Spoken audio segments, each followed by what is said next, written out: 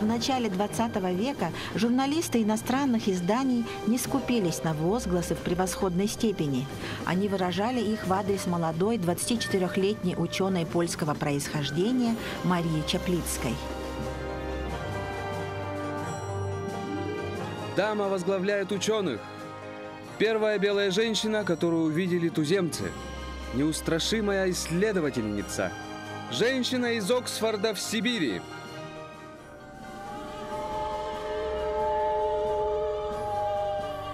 Неслыханное дело, что молодая женщина со столь скромным материальным оснащением предприняла путешествие протяженностью во много тысяч миль, да еще и в страшной глуши на территории между долинами Енисея и Лены, не имея возможности рассчитывать ни на что хорошее, кроме гостеприимства туземцев.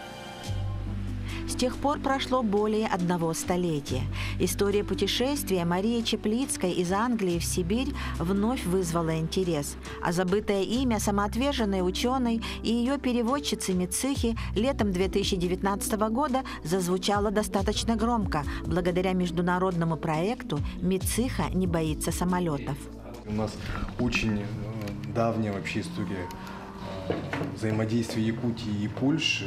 У нас исторически так сложилось, очень много ссыльных было в республике, и они сыграли вообще очень значимую роль в развитии республики. Проект большой, он подразумевает съемки не только документального фильма, но и организация арт-пространств, выставки, галереи, выступления, перформансы. Да? То есть это целый мультикультурный проект.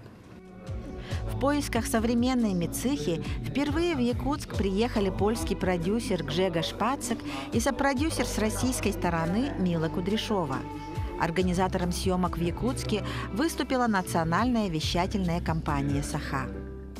Никто не написал книги, никто не рассказывал истории этой экспедиции глазами Мицихи, глазами эвенкийской женщины. В эти дни в Якутске отбирают исполнительницу главной роли в российско-польском документальном проекте «Мициха не боится самолетов». Работа будет очень интересная, правда, в очень сжатые сроки, потому что сегодня у нас предварительная встреча, а завтра мы уже записываем кастинг. Почему я спросил вас, чтобы вы приготовили маски? Потому что вы будете играть вместе Мициху и Марию Чаплицкую. И мы будем делать такую сцену, вы будете делать такую сцену, мы будем снимать. Первая встреча Мицихи и Чаплицкой. И та, которая будет играть Чаплицкую, будет в маске. Участницам кастинга предстояла сложная работа. Во-первых, представить себя во времена начала 20 века. Во-вторых, импровизировать на заданную тему, а также перебороть свое волнение перед телекамерами. Ну, давайте начнем с... Это же у нас... Мициха, это да. не Мициха. Нет. Нет. Мы начнем. Ты будешь Чаплицкой, ты будешь Хорошо. Мичихой, да? Здравствуйте, я хочу с вами познакомиться. Дороба. Как вас зовут? Мициха. Мициха, очень приятно, я Мария. Ага. Мне понадобится ваша помощь. Вы понимаете по-русски? Да, я хорошо понимаю. Ой, хорошо, очень хорошо. А Мичиха сперва не показывает, что она понимает по-русски, да? Она смотрит на Чаплицкую, что она хочет от нее. И еще вторая вещь – это торговля. Потому что Чаплицкая должна деньги. Знаете, это так, не так, я хочу тебе показать, и все я знаю. Зачем? За что? Что она может мне дать? Сколько заплатишь? Я вам хорошо заплачу. Деньги нужны мне. Я вам заплачу. Сколько скажете, столько заплачу. Спасибо. Хорошо. Я хожу по стойбищам, по урикитам, и изучаю твоих сородичей, тунгусов. Ну, это надо подумать. А что взамен будет? Ну, смотри, я хочу тебе подарить для начала вот этот кошелек красивый. Вот. Ты туда положишь деньги, которые заработаешь, работая у меня. Вот даже первую тебе монету даю. Смотри, какая монета. Там вот царь есть. Смотри. Так, и что ты там хочешь делать? Я бы хотела, чтобы ты была моей помощницей, чтобы ты разговаривала со своими сородичами и чтобы ты познакомила меня с ними. Образ Мицихи для многих участниц кастинга оказался ближе и понятнее. Как говорится, своя рубашка ближе к телу. Кстати, большинство участниц проекта занимаются изучением и развитием эвенкийской культуры.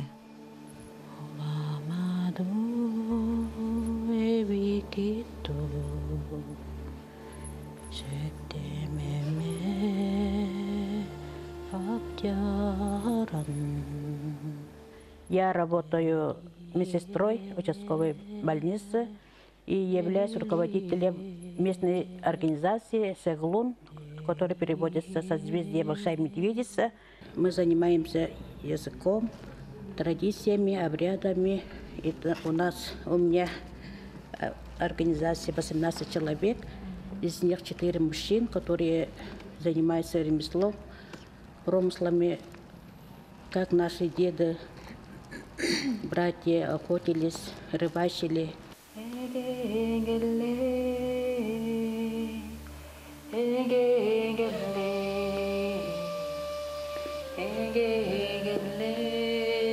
Самая большая проблема – это то, что мы теряем язык. Мы действительно теряем язык, потому что ни в школах, нигде как такой основной язык не преподается. С детства очень интересуюсь именно культурой народов Севера. Сама работаю, с детства танцую, с 3 лет танцую в ансамбле «Гулун». У меня папа, получается, охотник, тоже эвенк. И бабушка с дедушкой тоже эвенки, тоже живут в Оленьке, жили в Оленьке. А мама сама якутка. Вот. И, в принципе, я очень интересуюсь, конечно, своими истоками. Я родилась в городе Якутске, в семье эвенка, геолога. Бабушка с дедушкой были оленеводами, они сами из села Тяня Алекминского улуса. Сама я закончила исторический факультет, занималась научно-исследовательской работой по погребальному обряду якутов. Но как-то судьба так сложилась, что меня всегда тянет в дорогу, то есть, видимо, зов крови постоянно зовет куда-то ездить. И поэтому каждое лето я всегда путешествую по Якутии и по другим странам с археологическими раскопками и этнографическими экспедициями. Когда у меня родилась дочка, я с детства уже приучала ее к тому, что она по национальности эвенкийка. И мы, начиная прямо с садика, участвовали в разных конкурсах с ней и представляли культуру своего народа, обычаи, традиции, даже занимали призовые места. Ей это очень нравится, и сейчас я вижу то, что ребенок мой тоже гордится этим.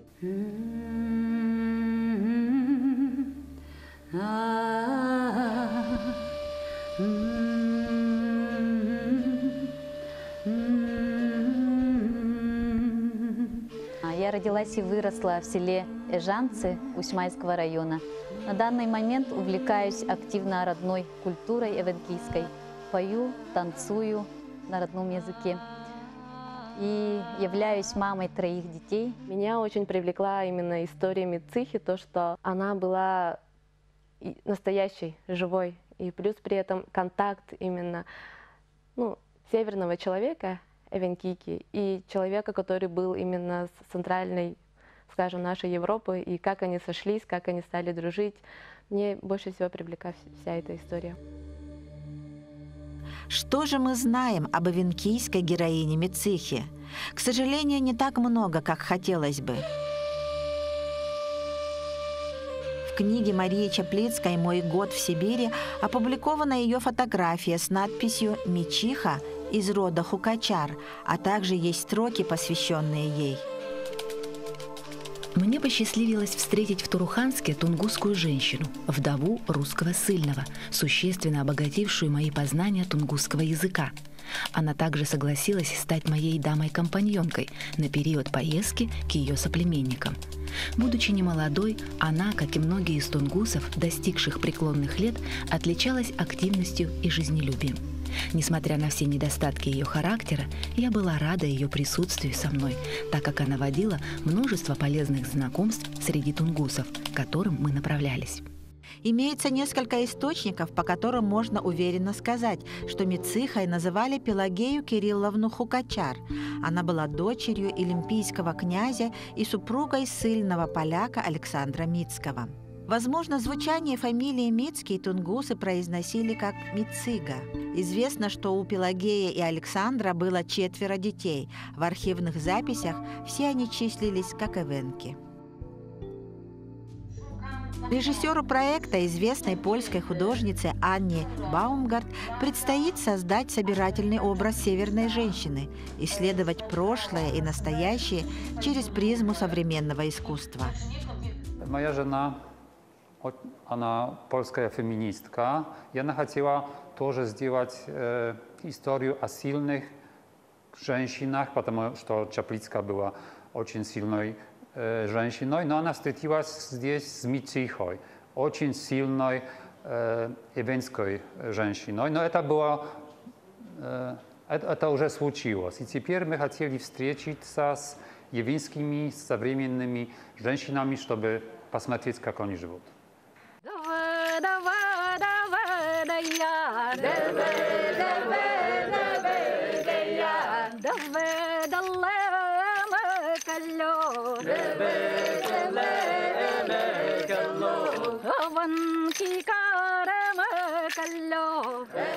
Мое имя Синильга, это обозначает первый снег, а с эвенкийского это Генельген. Кочевала с моими родителями почти с рождения. Это в местностях Мерчемден, Оленёвского района. Оленёк занимает очень большую часть территории в Якутии. А с Оленька до Красноярска всего 600 километров. С маминой стороны именно эвенки Красноярского края. Потому что все мои родственники, вот камбагеры, баягеры, бети, все родственники оленёвских, они могли всю планету на оленях. Это не всем оседлым народам, это, например, не всем удается. У меня и характер такой, я могу на одном месте не сидеть. Я каждый раз, почти каждую неделю, каждый месяц я на одном месте не сидится. Это у меня какая-то, наверное, душа от предков осталась. При съемках проекта и поисках интересного материала на заданную тему не обошлось без приятных случайностей. Удалось найти редкую фотографию, которая иллюстрирует людей, встречавшихся с Марией Чаплицкой. Она упоминает их в своей книге. Это проповедник христианства Михаил Михайлович Суслов и его сын Иннокентий, исследователь традиций эвенков. Там же она пишет, что их близким другом был Николай Удыгер. Удыгер, моя фамилия означает Уды, это красота, а Гир – обозначение рода. Мой род – красивый род. Вот от этого у нас фамилия. У нас вообще вот откуда я родом, с Красноярского края, с Веньки, у нас есть фамилии. У нас нету Ивановых, Петровых, Сидоровых, например, как здесь в Якутске. Я была удивлена чему. У нас свои фамилии сохранились. У нас не такая плачевная ситуация с языком. Вот, например, у меня... Я выросла в этой среде. Я ездила с бабушкой, жила в стойбище с оленями. То есть, ну, у меня нету такого, что языка кто-то из моих членов семьи не знает. Мы все знаем свой язык, мы все на нем говорим, общаемся. Ну, вот я просто с детства в этом варилась. Поэтому даже мне больно, вот когда девочки говорят, языка не было, никто не учил, вот как-то, ну, обидно. Есть такая проблема, то, что теряется язык, да, но это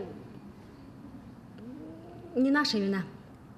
Это, получается, нет языковой среды, это уже давным-давно, уже в советское время это уже началось все это, да.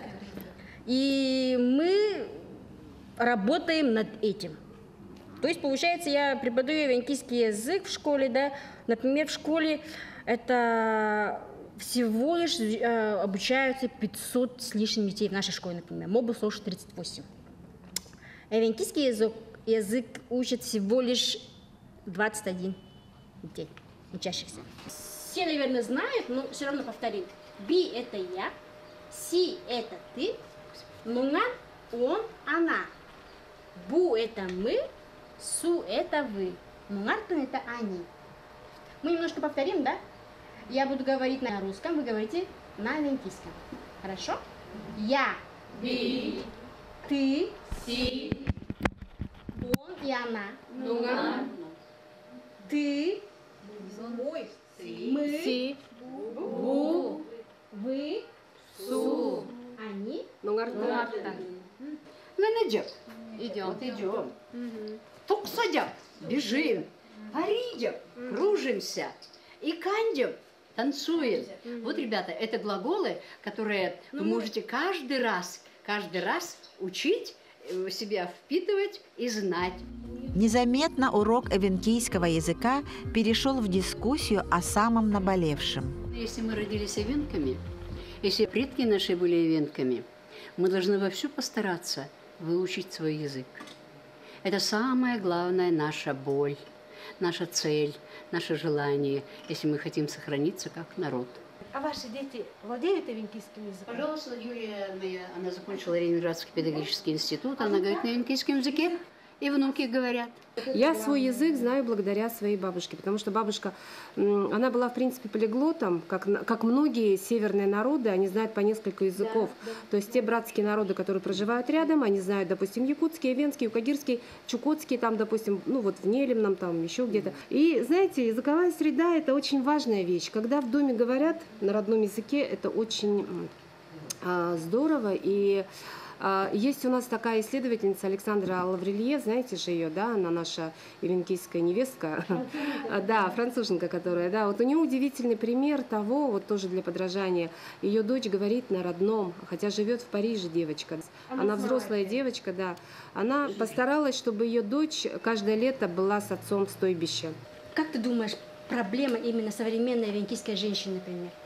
В твоем видении. В твоем видении, например. Какова роль? Роль. Вот, ага. Ты должна, вот, женщина, передать о том, что ты потомок эвенков. Ты должен нести, как бы, сохранять, да, как бы, свое наследие. Но я могу сказать, что они как-то живут в прошлом. Они говорят, что нет оленя, нет эвенка. Но оленей и оленеводов будет меньше и меньше, потому что цивилизация так идет. Но может что-то измениться, но до сих пор так есть. Они жили традиционно, потом был Советский Союз, и вся культура была уничтожена. И теперь у них нет того времени, когда они должны развивать или изменять адаптировать свою культуру до современности. И теперь они как так один шаг в прошлом, один шаг в современном.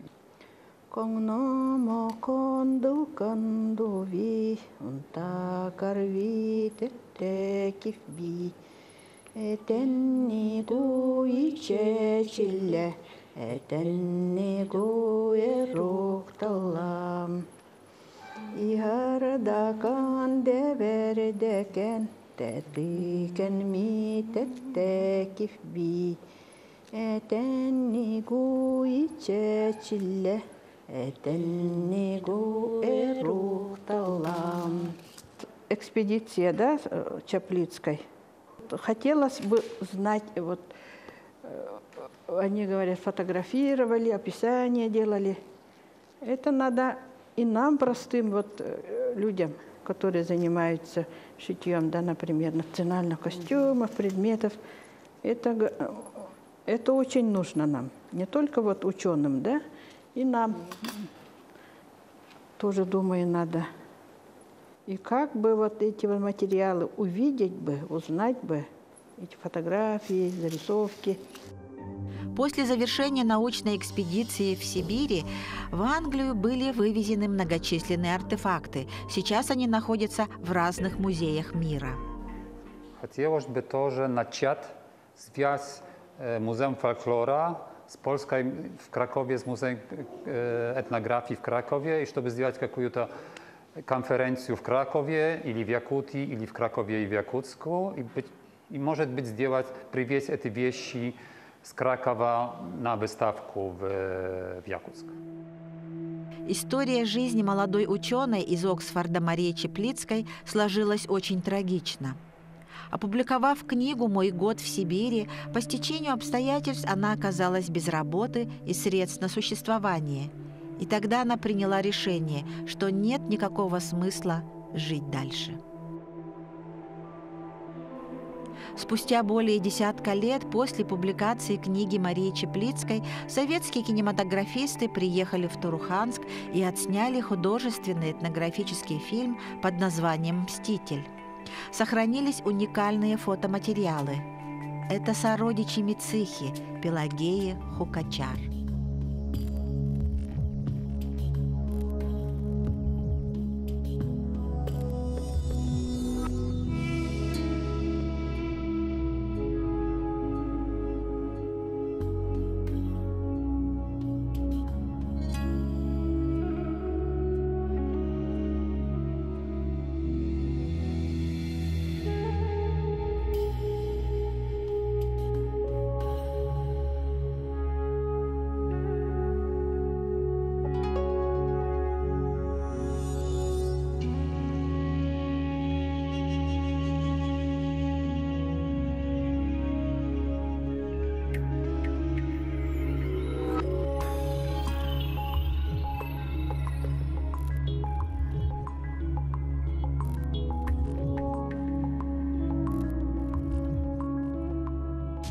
К концу съемок проекта продюсер Гжега Шпацик решил, что тунгусская переводчица и проводница в мир своих соплеменников Мициха все же боится самолетов.